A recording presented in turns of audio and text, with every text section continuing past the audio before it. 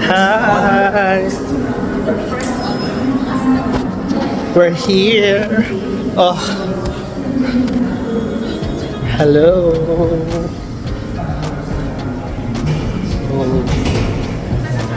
Good morning. Hi.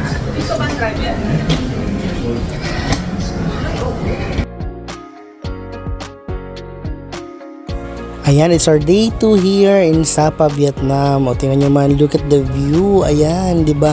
Let's enjoy. Kasi, first time ko to dito sa Sapa, Vietnam. Kaya tingnan nyo naman, ini-enjoy natin yung kagandahan ng view. Ang place, sobrang ganda. O, tingnan nyo naman ang view na makikita natin sa bintana. At syempre, di ba? Ito yung pinaka maganda. O, tingnan nyo naman. Ang dami nating pupuntahan, i-explore natin yung Sapa, Vietnam. Kaya guys, if you go here, mura lang siya at syempre may experience yung mga ganito. 'Di ba? Kaya explore na natin.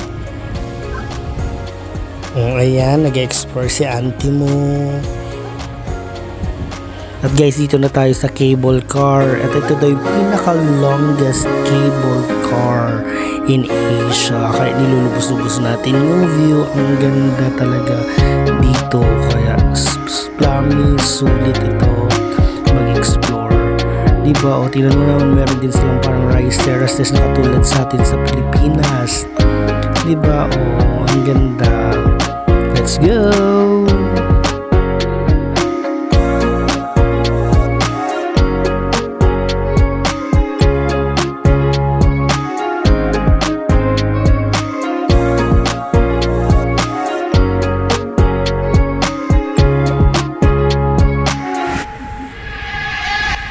At syempre, alam nyo ba mga ka-wonders, yung cable car na to hindi to normal. Syempre, pataas na tayo ng pataas. Tingnan mo naman, habang tumataas yung cable car, nakikita na natin na yung foggy dito, diba? It is exciting pero may konting kaba kasi pataas tayo ng pataas. Hindi siya yung pantay lang.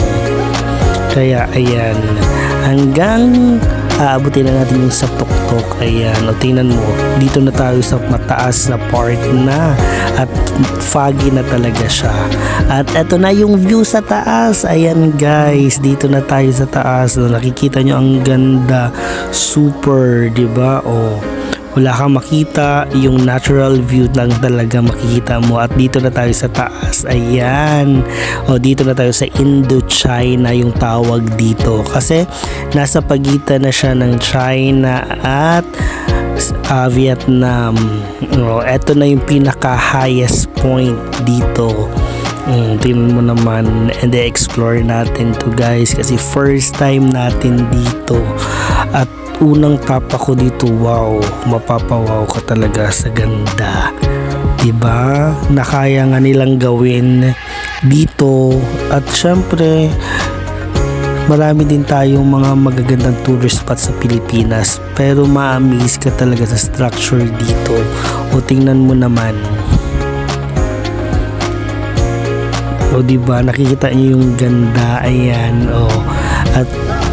At papaakyat pa tayo sa pinakamataas pa. Doon natin makikita yung flag ng Vietnam. Ayan yung view sa tuktok ng place na to. O diba?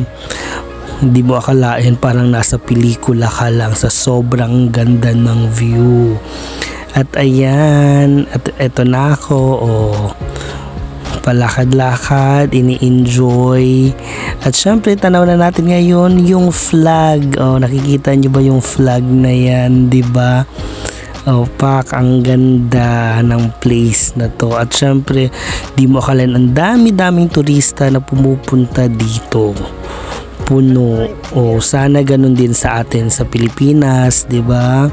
Kasi marami tayong dapat ipagmalaki ng mga places. Kulang lang talaga siguro tayo sa promotion at kung ano pa. Hindi katulad dito, grabe trending sila. At syempre yung pinapahalagahan nila yung tourist spot nila. Kaya at isa sa ako sa pinakamasaya na nakita ko to in personal. Ayan, 'di ba? Very very proud ako na nakapunta ako dito at isa na naman to sa list ng mga gusto kong mapuntahan. Ito ang Fansipan sa Indochina, 'di ba? Ayan, nakita mo very foggy. At tatatak na naman to sa aking isipan. Kaya every time what I did always mga wonder mag-ipon, magtrabaho at syempre para malibot natin yung mga place na gusto nating puntahan. Kaya hanggang sa muli, work hard, save, and travel. Thank you mga wonders. Bye!